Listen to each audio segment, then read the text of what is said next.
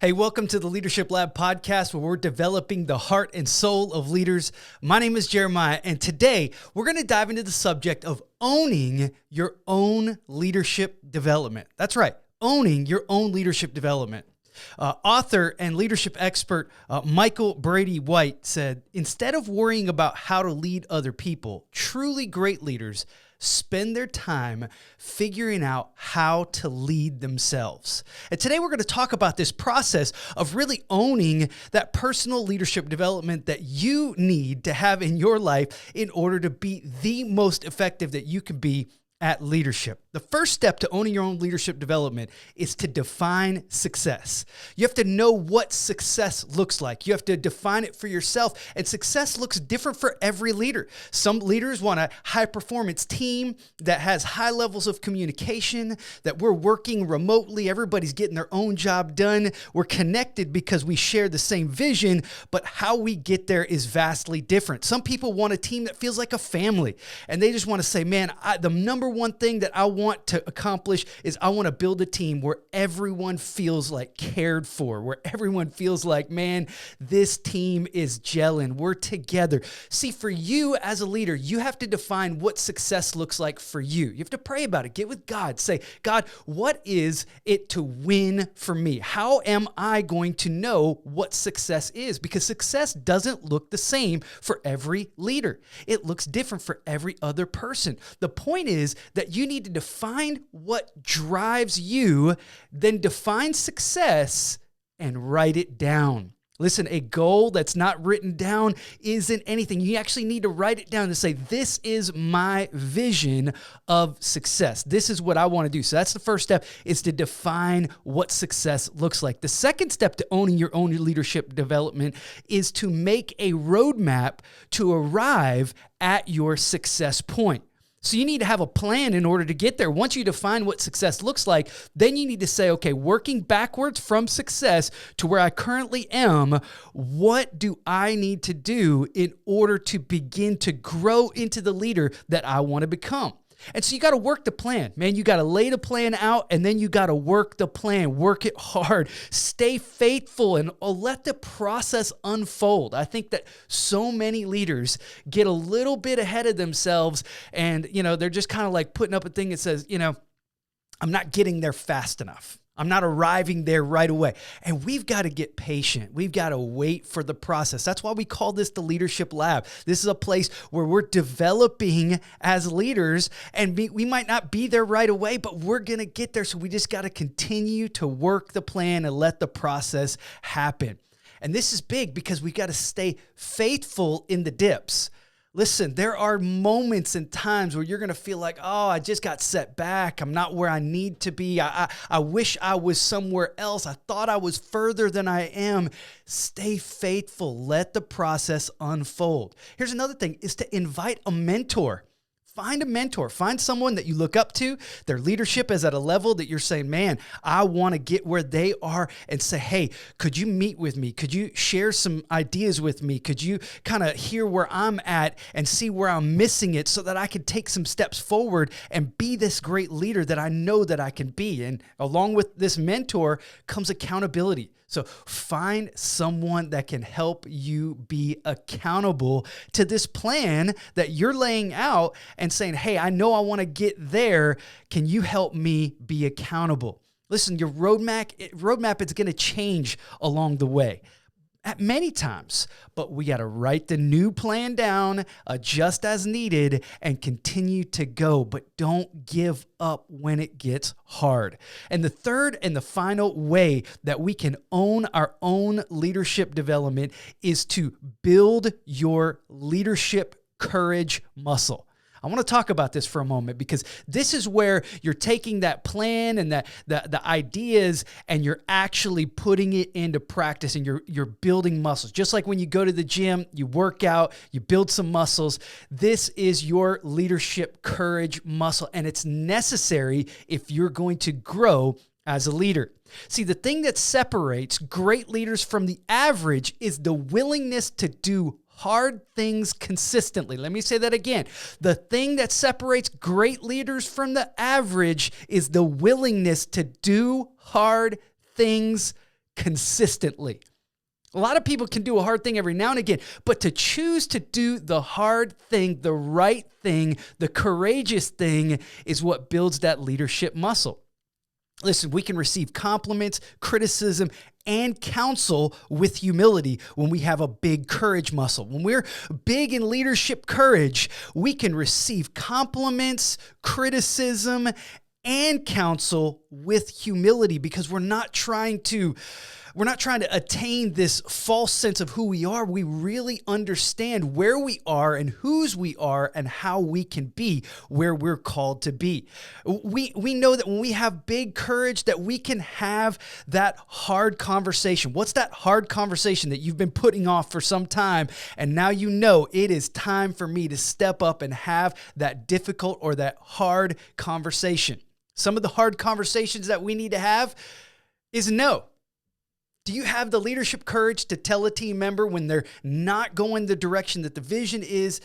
No, we're not going to spend time, energy, and resources on that right now because we're going this direction. Are you willing to say no? Sometimes it takes leadership courage to say yes. Just to tell a team member, yes, let's go with your idea. It might be risky. Hey, there might be some cost, but the payoff is worth the risk. Let's go for it. I believe in you. Let's see where we're going to take this thing. Another big phrase, here it is, I messed up. It takes a lot of leadership courage just to own up to mistakes, saying, hey, I missed that one. I should have been there for the team. I should have given clearer instructions. Come on, as leaders, we've got to learn how to own everything that happens around us. We like to say it like this in the Leadership Lab is take 100% responsibility. Everything rises and falls on leadership is what John Maxwell says. And so if that's the case, even if my team member doesn't perform at the highest level, ultimately I as the leader have got to take responsibility and say, hey, something went wrong on my team and I'm the leader and I'm going to own up to it publicly. Now, internally within your team and within those individual team members, you're going to them, you're developing them. Progress is made in those slow, hard conversations, but publicly saying, hey, this one's on me. I messed up. It's my team. See, if we spend extra time building that leader up who's struggling, we're going to build that leadership courage. Don't just go to the high performers all the time and say, just celebrate their performance. But man, go to some that maybe just made that fresh mistake and you just go to them and say, look, I understand that this is a difficult time. Let's put a plan together to move forward. Let's get past this. Let's overcome this challenge. Let's continue to develop. And sometimes you need to encourage someone else with the very thing that you wish someone would say to you. This is where leadership courage, I think, is built the most, is when you've got that insecurity, that deficiency, that place where you know I need to be encouraged in this area.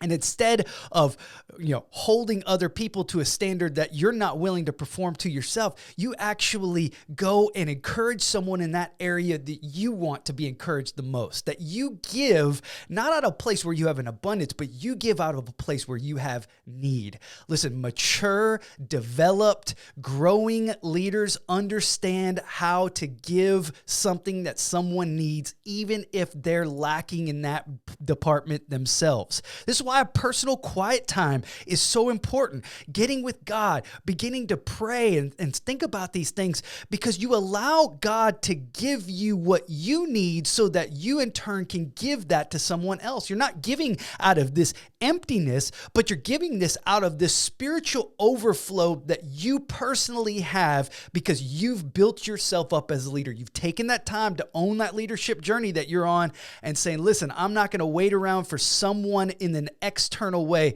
to give me this kind of affirmation. I'm going to go to my Heavenly Father and I'm going to get affirmed directly from Him so that I can provide my team with everything that they need. Listen, great leaders know that they have to relinquish titles, privileges, and at some point, slip into obscurity. And this is what leadership courage does. It gives you the ability that when the time comes and there's a leader who's just excelling on the team, you're saying, hey, I'm going to let them get all the credit for this. Man, they're the ones who took it all the way down the field. They're the ones who scored the touchdown. I'm going to become a leader now who's cheering and coaching from the sidelines rather than always being on the field for every single play. Have you been able to do that in your leadership journey? Have you been able to get to the point where you've now empowered enough leaders around you that now you can go and you can look for some ways that now I want to build the team in really, really powerful ways? And sometimes that will cost you, and this is where the courage comes in, it will cost you your own pride. You have to say, hey, you know what? Like, I've taken this team where I could take this team, and now there's some performers that are around me, and I'm gonna let them shine for a little while. I'm gonna let them be on the public stage, and I'm gonna take this backseat here, and I'm gonna really pour into them.